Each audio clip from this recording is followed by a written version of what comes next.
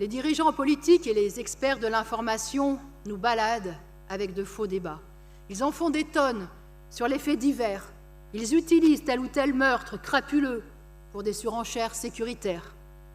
En juin dernier, plusieurs dirigeants se réclamant de gauche, comme Yannick Jadot ou Fabien Roussel, y avaient même rajouté leur obol en participant à une manifestation de syndicats policiers réclamant plus de répression. La criminalité, la délinquance, les trafics de drogue et même les incivilités sont bien sûr des fléaux, notamment pour les plus pauvres, qui en sont les premières victimes. Mais ils ne tombent pas du ciel.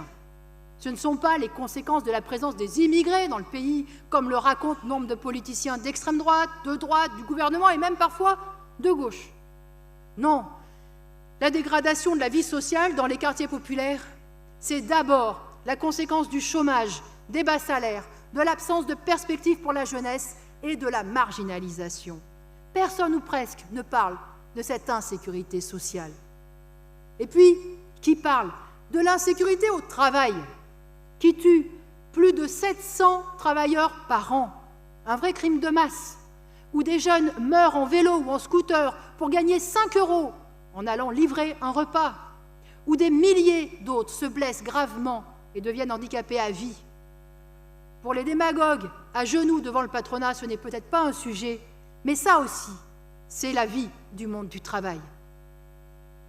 On entend aujourd'hui, dans les grands médias, des idées toujours plus réactionnaires. Zemmour peut expliquer sérieusement que le régime de Vichy a protégé des Juifs sans trouver de contradiction de la part des journalistes. Il peut déverser sa bile raciste et faire passer son obsession d'un grand remplacement comme une politique. Et Macron, d'ailleurs, n'hésite pas à naviguer dans ces eaux saumâtres, comme on vient de le voir, avec la décision révoltante de diminuer le nombre de visas accordés aux Maghrébins.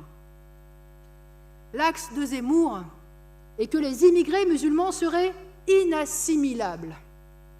Mais comme Jean-Pierre l'a dit tout à l'heure, les immigrés, quelles que soient leurs croyances, sont parfaitement assimilés au camp des exploités. Je suis allée récemment soutenir une grève des travailleurs du nettoyage à Jussieu, juste à côté d'ici. Il n'y avait aucun de ces prétendus Français de souche, dont Le Pen et Zemmour nous rebattent les oreilles.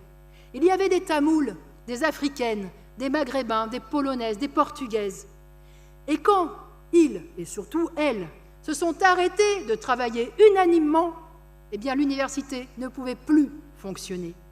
Bâtiments, aéroports, hôtels, nettoyage, gardiennage, transport automobile, agroalimentaire, sans les travailleuses et les travailleurs immigrés, aucun de ces secteurs ne pourrait tourner. Ils font